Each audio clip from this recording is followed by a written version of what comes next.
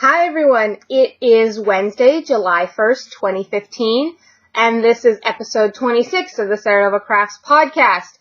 I'm your host, Jessica. I also go by Serenova on Ravelry and Twitter, and Serenova_Phoenix on Instagram. You can find the show notes on my blog at myknittinglife.wordpress.com. There's a Ravelry group. Feel free to comment on the episodes, whatever. I put the show notes in the Ravelry group as well, so you don't have to go to my website if you don't want to, as well as a link to the YouTube. If you're watching this on YouTube, there's a link to my blog in the description for today's show notes. I think that covers everything. Today's episode should be named Bad Lighting or Worse Lighting, because it's kind of thunder and lightning here, so I'm getting basically no natural light. But I don't want to put on the kitchen light, which is this black thing right here, that's our kitchen, or the dining room light, because then I'll be really shadowed, I'll be really bright on this side of my face and really dark on this side of my face because we don't have any light over here. Unless I turn the TV on and mute it, but that light isn't stable because it's a TV, and if it's on a channel, the light is going to keep changing as people move, scenes change, etc. So I don't want to deal with that. So I just have our living room light on, and whatever meager little bit of light is coming through our slider. And it's like pouring. Like I'm watching streams of water coming off the balcony above ours. I'll turn the camera around for you. We'll see how this goes.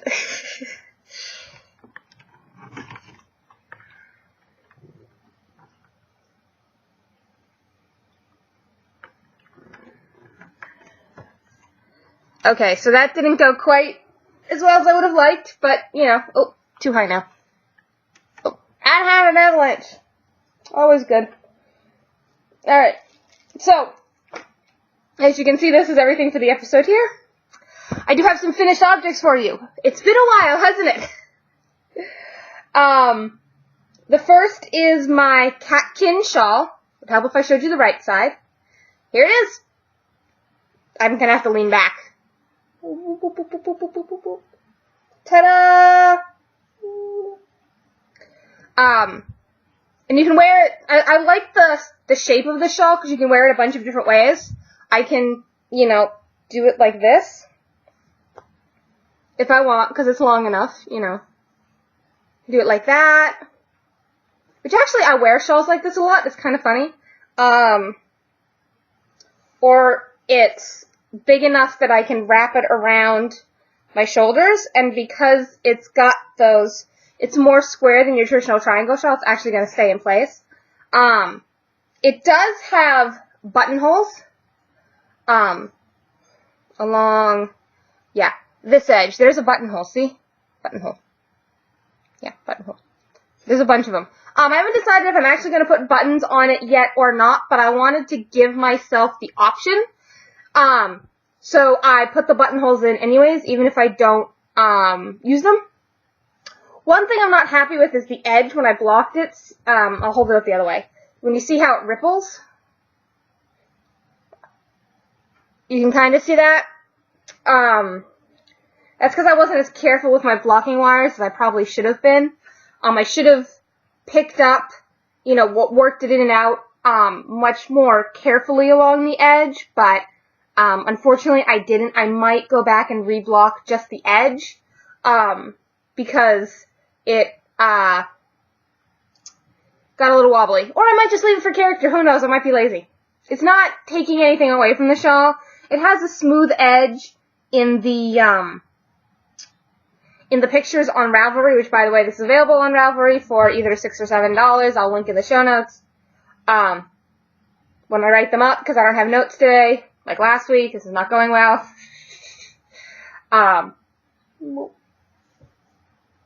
So I finished that. I actually finished it last week. I actually put up a blog post, like an actual text post, about my finishing it last week. But I finally got around to blocking it yesterday. So, the other thing I finished is a scarf. Now, this is not a knit scarf. This is, in fact, a woven scarf. I have not yet made the fringe look nice. It's still a little scraggly. I need to, you know, kind of make sure it's, you know, all the same length, which it is very obviously not all the same length. Though it's close. I did pretty good. So it's actually a decent length. I can, you know, wrap it around. This is, however, not going to be a scarf you use for warmth much, I think, as I made it with lace weight yarn. I'll actually hold it up closer to the camera so you can see the pattern, because it's 2 colors in here. So, no!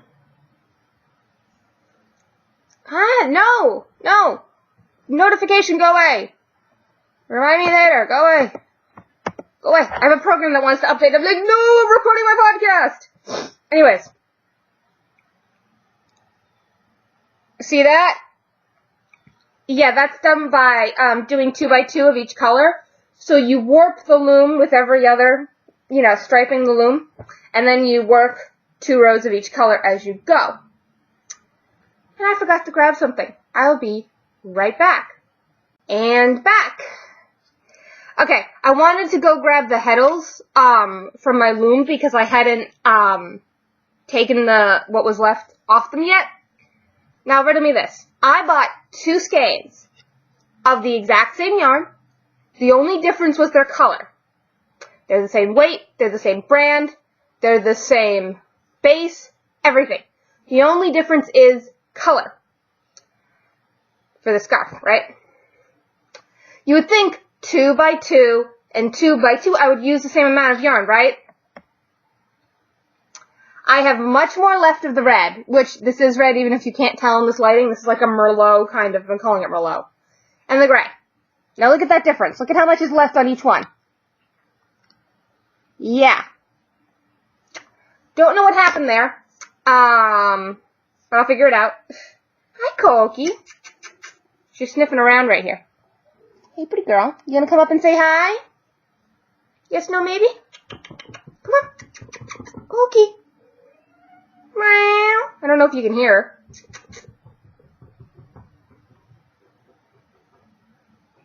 She really likes getting up on the beanbag. Maybe because I'm here. She's not used to me sitting in it. Nope, she's being a cat and ignoring me. What can you do? What? Is it because I'm waving around stuff? Yeah. Yeah, I'm waving around stuff. And I'm playing with my cat on the podcast, of course. Like, but anyways, this is a lace weight yarn. I had to actually get another heddle for my loom to weave this scarf. It's very lightweight. What makes this yarn interesting is that the fiber is mink. So I now have a mink scarf. It's very soft.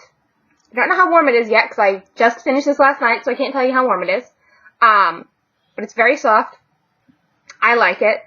It's actually pretty sturdy. It handled being on the loom really well. It took the stress of being, because I use it for both warp and weft. And the warp yarn is under a good amount of tension on my cricket loom. That's what I have. I have a shacked cricket. I have a shacked cricket loom, and I have a shacked sidekick spinning wheel. I also have a shacked spindle. I think I like shacked. Also, shacked is what my local shop sells in terms of looms, so there's that too.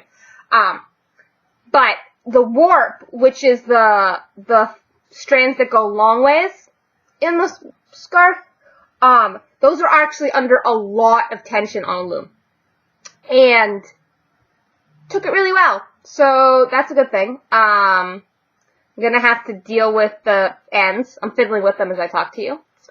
I carried the yarn up this edge of the scarf. And this edge of the scarf is just normal. You can barely tell the difference between the two. Here, I'll fold it in half and hold it up. The carried edge is on top, the not carried edge is on bottom. Not that you can even see each edge, but here, edge, edge. Yeah, it's really hard to tell with this pattern, which is good. This pattern is called Houndstooth, for those of you that don't know. It's worked 2 by 2, and I like it. It actually came out pretty long, as you can see, which is what I was aiming for. Oh, she jumped up on the couch. She's watching the rain. Now, avalanches. I forgot one other thing, but I'm not going to go get it because it's just a book. Now for stuff that's not finished. My sock club socks are coming along. I have turned the heel and started going down the foot. I'm continuing the pattern. We'll see how it goes. I put a little bit of work in on these yesterday. I actually didn't knit much over the weekend because I was reading a lot. I read like an entire novel between Sunday and Monday, so that was a thing. Later on today, I'm going to cast on my sock club socks. I showed you the yarn yesterday, but I'm going to pull it out again. I didn't cast on this morning before recording because I'm recording fairly early in the morning. Not that you can see the colors properly, but here you go. That's going to be my July socks. These are going to get cast on at some point today. And then, lastly, I have a friend. I didn't ask her if I could say her name on the podcast, so I'm not going to. But those of you that know me in person will know who this friend is as soon as I start talking about what happened. Because my friend went to college in England to get their master's, and they went back for graduation last week, and I asked them to bring me back a copy of the British edition of Tales of Beedle the Bard, which is one of the Harry Potter books, one of those like subsidiary books. It's not one of the 1 to 7. It's a book from the book. So I don't think this is much of a spoiler if you haven't read Harry Potter, and really if you haven't read Harry Potter, you should, because it's a really good series. But anyways, the Tales of Beedle the Bard is a book that is an integral part of Harry Potter and the Deathly Hallows, which is book 7 of the Harry Potter series.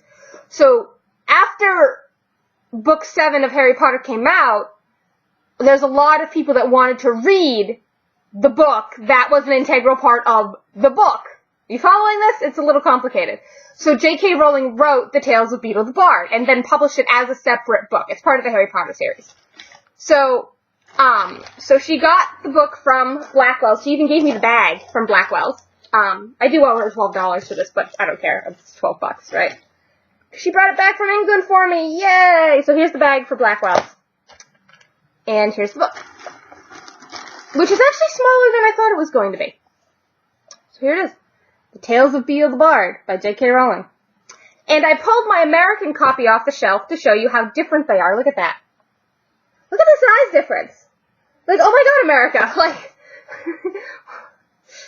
but I asked her, and apparently the UK one isn't a standard size over there either. But the American is both wider and taller. I've lined them up here so you can see. It's both wider and taller. So, yeah, interesting. And the color, and they're very different too. Like, and they're by completely different publishers and all that good jazz. You know, because, the British edition was put out by, Lumos, which is a charity thing that, well, it's published in accordance with Lumos, which is a charity J.K. Rowling started, but in the U.S. there's no mention of that. But Scholastic, for the U.S. one, Scholastic donated, the net proceeds to Children's High Level Group, a charity, also founded by J.K. Rowling. It might be Lumos by another name here in the U.S., I'm not sure. But this was £8, and the American one was $13 when I got it. These are both hardcover. I haven't really looked to see what the differences are yet, other than, like, the font is different. Because there is different font. And also, the punctuation the British use is different than the punctuation we use here in America. If I can find something that has dialogue to show you.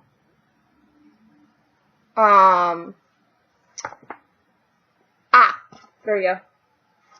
So, this is the British edition. And you can see, here's a piece of dialogue I'm pointing out to you. It says, I am cured.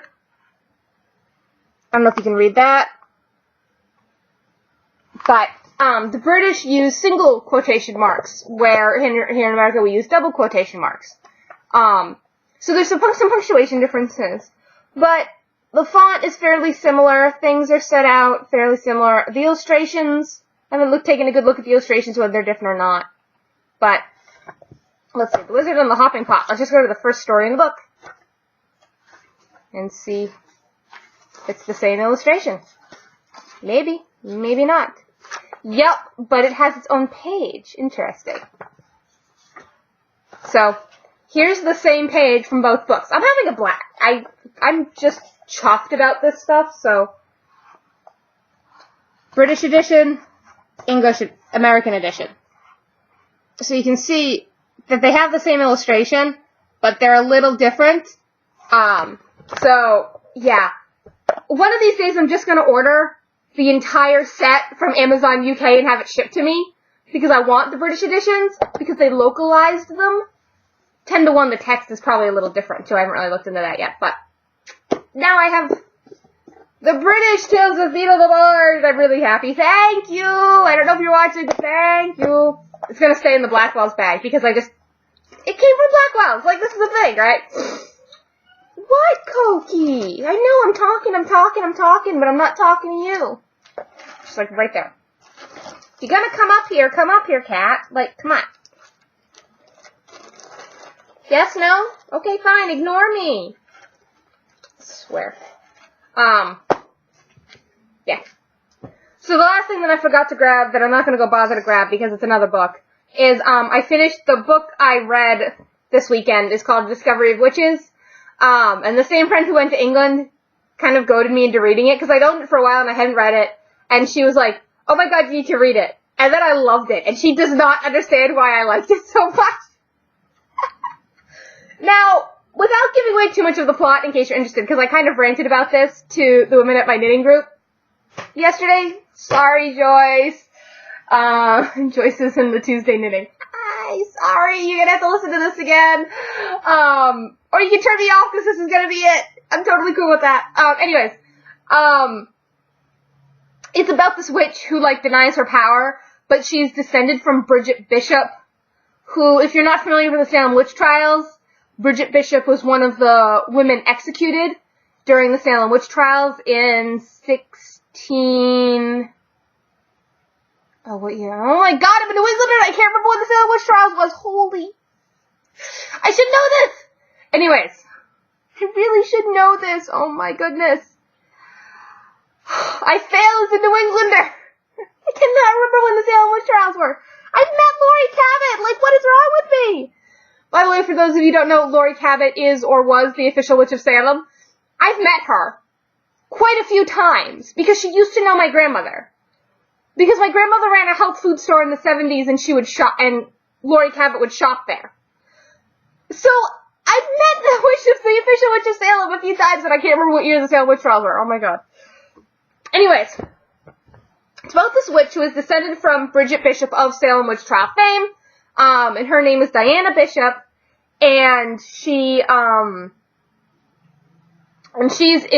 at Oxford, in England, working on, some kind of talk she needs to give at some conference, because she's a historian. She's, like, pushed away magic out of her life. Next thing you know, she's in the Bodleian Library, meets a vampire, and then lots of stuff goes down, right? Lots of stuff goes down. Now, but the thing is that my friend, thinks the plot could have moved faster, and, like, certain things didn't need to happen a lot, and that, it was badly written, and there was spelling mistakes and all this stuff. Now, I understand that people make spelling mistakes. I make a ton of spelling mistakes. My thing about spelling mistakes in books is that it might not be the author's fault. Now, hear me out on this. Because the way... It really depends on your publisher whether you send your manuscript digitally or physically to a publisher these days. Some publishers like getting the physical manuscript. Some publishers still like have switched over to, just send me the Word file or whatever, right? Or a PDF, so something, but a lot of time that document is then copied.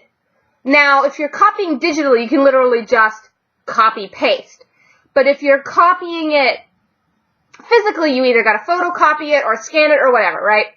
And then when you go to do the layout of the book is then typed into the layout. And there's a lot of places in which a spelling error can creep up. And some spelling errors are very easy to miss. And if you look at something for a long time, you tend not to notice what's wrong with it. And if you don't have a computer program that will tell you something is misspelled, or if it's another word, but grammatically it's wrong, like two and two, there, and there, etc., right? Stuff gets missed. Nobody's perfect. The publishing world isn't perfect. If it has spelling mistakes, what are you doing, cat? Koki! She's scratching under the couch, I can hear her. Anyway, sorry. So, I'm not necessarily blaming the author for the spelling mistakes. She might have had some in her original manuscript. Wouldn't be surprised. I've probably had spelling mistakes in papers I've turned into professors. Fact of life. What? You should not be scratching the couch. Don't look at me like that. She keeps looking at me and, like, trilling. What, you want to come up? You want to come say hi to everyone? Come on. Quit staring at me like I've got another head. Come here. Come on, come say hi. Come on, Koki, you're right there. Come here. Come here. You silly kitty. You are a silly kitty. She's like right there, but she won't jump up here, so I can't show her to you. But if I grab her, I might, come on, cat. You gonna come up here? Anyways, back to the book, right? I like it. My friend thinks it's crap, and I agree it's crap, but it's entertaining. It's not high literature. It's not gonna be a book that's remembered in 100 years from now. But I enjoyed it. I've read worse. I've read books that were considered high literature that I disliked far more than this book. I'm not a fan of Wuthering Heights, and I've had to read that a few times for school. I do not like that book, and that's considered high literature, and I think it's crap. Personal opinion! Yay! It's too depressing. Mostly for me, Wuthering Heights is way too depressing. I like a lot of British literature, but Wuthering Heights is just not my thing. It's too depressing. It's too morose. Everyone's just blah all the time. I just want to, I don't know. I don't know what I want to do with that book, but I don't like, I don't like it. And that's considered high literature, and it's something that's taught in school and taught, in classrooms and stuff, and I can't stand it. But this book I enjoyed. I got a kick out of it. It was a quick read. I read the whole thing in the equivalent of, less than 2 days. I really enjoyed it. I ordered the next 2 books because it's a trilogy, so I'm going to read those. They should be here tomorrow. Yay, 2-day shipping! But I really enjoyed the book. I really liked it. Like I said, my friend is not a fan, but, well, she's a fan and she's not a fan at the same time. Because, she enjoyed the book because she finished reading it, but she doesn't like it as much as I did. The problem is that she thinks my idea of what is good is skewed because I read fan fiction. Now, for those of you that don't know, fan fiction is stories that are written by fans of books, movies, comic books, TV shows, video games, whatever, using the characters. It's kind of like playing in someone else's sandbox. So as a writer, if you're writing your own original material, if you're a fiction writer, you have to come up with locations, people, events, things like that, right? But when you're writing fan fiction, you already have the characters. You already have the world that they exist in. Everything's pre-made for you. And so I found that a lot of people experiment with fan fiction before writing their own stuff. It's a good way to get your feet wet without investing too much. And I admit I have written fan fiction. I do my best to write good stuff, but good is relative. See Wuthering Heights about a minute ago. That good is relative. And So, but I've read some crappy stuff. I've read crappy novels that have managed to get published too, but I've read some really crappy fanfiction, like, you cannot use English. Are you sure you actually speak it? Kind of bad, right? And I've read amazing stories that are hundreds of thousands of words long. Now, the difference between fanfiction and actual publishing is that actual published books, their length is judged by page count. And in fanfiction, the length is counted by word count. Because in fanfiction, it's digital. These aren't physical it started out physical, like some of the first fanfiction was started by Star Trek, the original Star Trek in the 60s. People were writing stories and printing them in fan magazines and having it distributed. But when the internet came around, the internet, it switched over to being on the internet. And now almost no one prints their fanfiction. So fanfiction is judged by how many words it has. To give you a comparison, a novella, like a modern novella, it's about 50,000 words. And a novel can be anywhere to 100,000 up. It's usually between 100 and 200,000 words. I've read fan fictions that are close to 1 million words long. So that's the equivalent of 4 or 5 novels to put together in one story. It's like reading like a War and Peace that's 3 times as long, you know. And I've read that stuff, and some of it is really good. So, like, my friend thinks that my opinion is completely skewed, and it probably is. Because I've read crap that really is crap. And I've read what other people think is crap, because a lot of people think fanfiction is crap. But it really isn't. There's some really good storytelling, some really good characterization, some really good writing out there.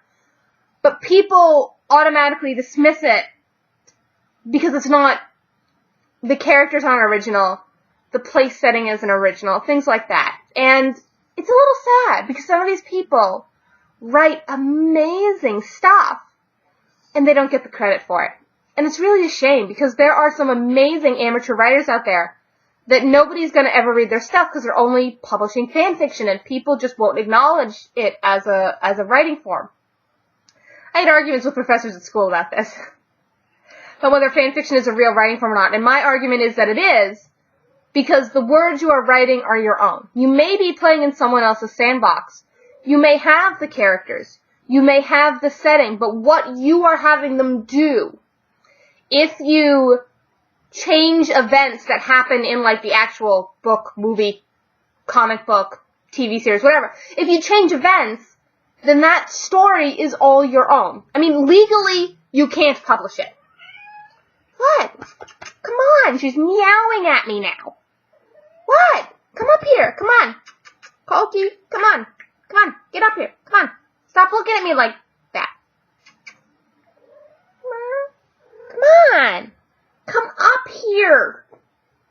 Seriously, Kat, what is wrong with you? She's probably going to try to get in my lap as soon as I sit in the desk chair, and that's not going to work because I don't really have a lap in the desk chair. Well, I do, but it's not really big enough. Because I'm sitting cross-legged right now. Since I have a really nice big lap for her, but when I'm sitting at the desk, I'm not cross-legged. Anyways, I've probably babbled on about fanfiction long enough, but I'm going to finish my thought about fanfiction can't be published. So, fanfiction published online, where you're not getting paid, you're not making money from it, is covered under fair use copyright laws, at least here in the US. And the stuff you see people sell at conventions and things like that, is also covered under fair use. However, you cannot legally publish, fanfiction in such a form as to make money. Or make a living. You can cover, like, for example, if you go to Lulu and you get something printed up, you can have the printing cost covered by what you are selling, if you're selling, like, fan fiction or your own comic or something, right? But if you're using characters that are copyrighted by someone else, you can't really make that much of a profit. I mean, there's leeways, like, if you're an individual and there isn't a lot of it going on, they tend to overlook it. Like, there's a Sailor Moon Dojin. Okay, so the word doujinshi is Japanese, and it basically translates to fan comic.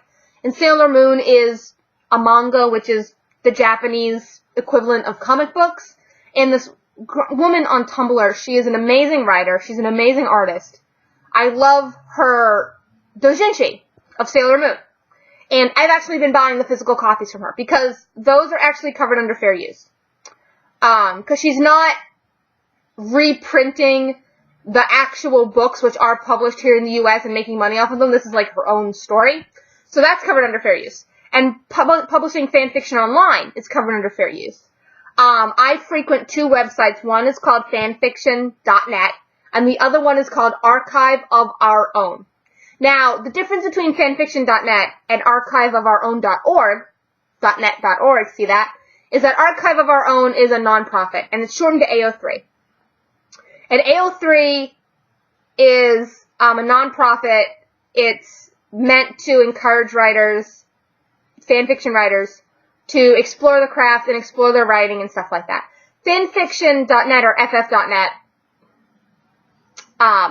used to be something similar, but it has since evolved to the point where the people who own the website are trying to make some money off of it. There's a lot more ads. There's a lot more rules and restrictions now. For example, you can no longer post adult material, which you used to be able to do. But I'm not going to give up on FF.net. I have a lot of stories I've favorited there, stories I've saved over the years. I've been a member since 2003. If that gives you a hint, I've been a member of that website for 12 years. Yeah, this obsession started young. I actually had an account before my current one, but I lost access to the email it was at, so I no longer have that account.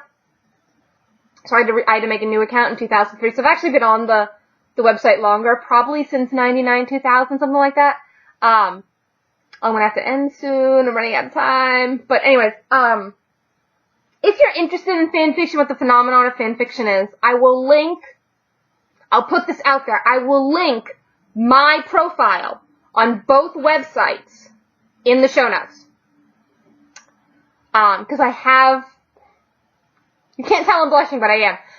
I have posted stories. It's the same stories on both accounts, because different websites, different archives. But I have posted some stuff I've written. So, I'm willing to put that out there, that I have written fan fiction, and I am going to link it publicly in my show notes.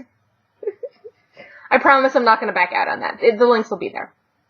I actually don't mind that much. So, it is, time for me to log into work. So I am going to stop recording, let the video save, and then on my lunch break I'm going to process it and upload. Hopefully the internet holds, because we haven't lost power here at the apartment before, but we have had our internet go out.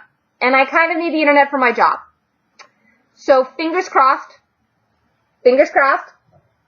that the internet holds and I can work today. Oh, and I have spinning tonight. That'll be fun. So thank you all for watching. If you're a new viewer, thank you for sticking through this entire thing and the rant and all that jazz. If you're a returning viewer, thank you for watching. Please like, subscribe, comment, join the Ravelry group. I like when people leave comments on my show. I like to know what people think. I don't care if you rant on for 5 paragraphs. That's what I do to other podcasters. I promise I'll read it. So yeah, I will see you next week. Bye!